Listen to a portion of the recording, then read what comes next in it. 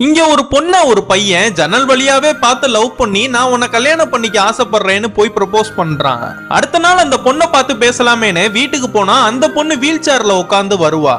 இதனா பார்த்த இவன் கால் ஊனமா இருக்கிற இந்த பொண்ணை தான் பார்த்து ஜன்னல் வழியா நம்ம லவ் பண்ணமான்னு நினைச்சு பாக்குறான். எனக்கு ஆக்சிடென்ட்ல 2 காலும் போயிருச்சு, என்ன யாரு கல்யாணம் பண்ணிக்க மாட்டாங்களான்னு நான் ரொம்ப வருத்தப்பட்டேன்.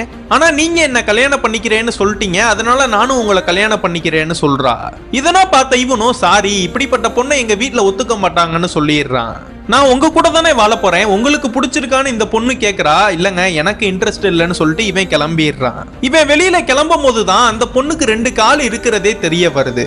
நான் அவசரப்பட்டு நீ ப்ரப்போஸ் பண்ணதுக்கு நான் சம்மதிச்சிருப்பேன், இப்பதான் புரியுது நான் நினைச்சது தவறுன்னு இவ்வளவு சொல்றா. அடுத்த நாள் இந்த பொண்ணு ரோட்ல வண்டியில போயிட்டு இருக்கா. அந்த பொண்ணை பார்த்த இவன் அந்த பொண்ணை கூப்பிட்டு சாரி கேட்கலாமேன்னு அந்த பொண்ணை கூப்பிடுறான். அந்த பொண்ணு யாரு என்னன்னு திரும்பி பாக்குறப்ப முன்னாடி வர லாரியை பார்க்காம அதுல விட்டு இவளுக்கு ஆக்சிடென்ட் ஆயிடுது. அந்த ஆக்சிடென்ட் ஆனனால இவளுக்கு உண்மையாலுமே அந்த 2 காலுமே போயிடுது.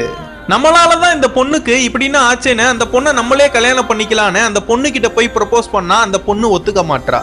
அந்த பொண்ணு மாதிரியே தனக்கும் கால் இல்லைன்னா அந்த பொண்ணு ஒத்துப்பான்னு ஹாஸ்பிட்டல்லாம் போய் டாக்டரனா மீட் பண்ணி ஆபரேஷனை பத்தி டிஸ்கஸ் பண்ண ஆரம்பிக்கிறான்.